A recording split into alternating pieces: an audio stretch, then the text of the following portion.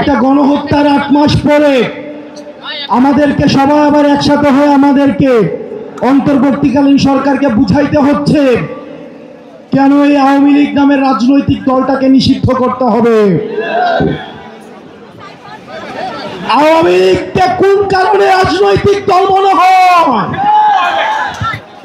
আমরা ইতিমধ্যে শুনতে পেয়েছি প্রধান উপদেষ্টা নাকি রাজনৈতিক দলগুলির সাথে বসার চেষ্টা করছেন,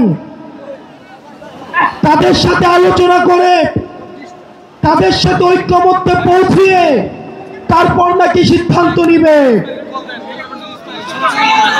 আমরা স্পষ্ট করে বলতে চাই, ডক্টর মোহাম্মদ ইউনূস, আপনাকে আলোচনা করতে হবে মুক্তির মায়ের সাথে, আপনাকে আলোচনা করতে হবে সিদ্ধার মায়ের সাথে, আপনাকে আলোচনা করতে হবে আসিফের মায়ের সাথে,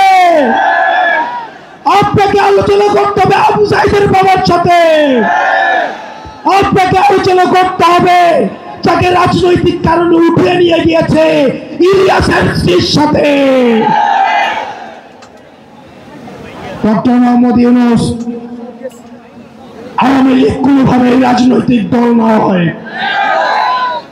1974 সবাই একসাথে জড়ো হয়েছি, এটা আমাদের জন্য আনন্দের কিছুই না, বরং এটা আমাদের জন্য লজ্জার।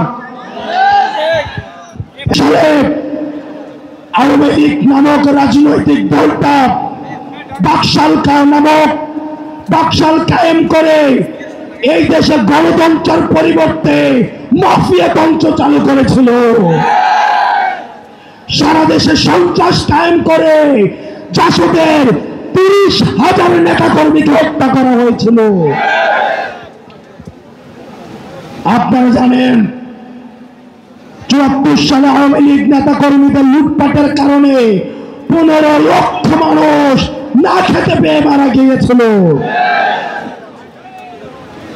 ইতিহাসের প্রত্যেকটা স্তরে স্তরে আওয়ামী লীগের হাতে রক্ত লেগে রয়েছে।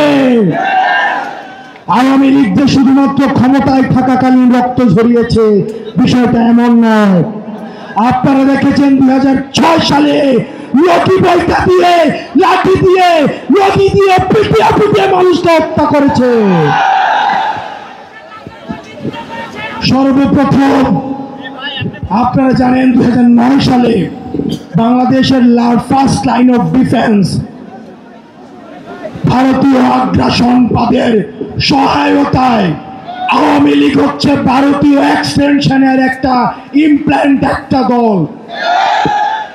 ভারতীয়দের সহায়তায় আমাদের দেশপ্রেমিক বিডিআর সৈন্যদেরকে পিলখানাতে নৃশংসভাবে হত্যা করেছে। আওয়ামী লীগের অপরাধের ফিরিস্তি যদি দিতে যাই, ইতিমধ্যে আওয়ামী লীগের অপরাধের ফিরিস্তি অনেক দেওয়া হয়েছে। আমরা সহজভাবে যদি বলতে চাই,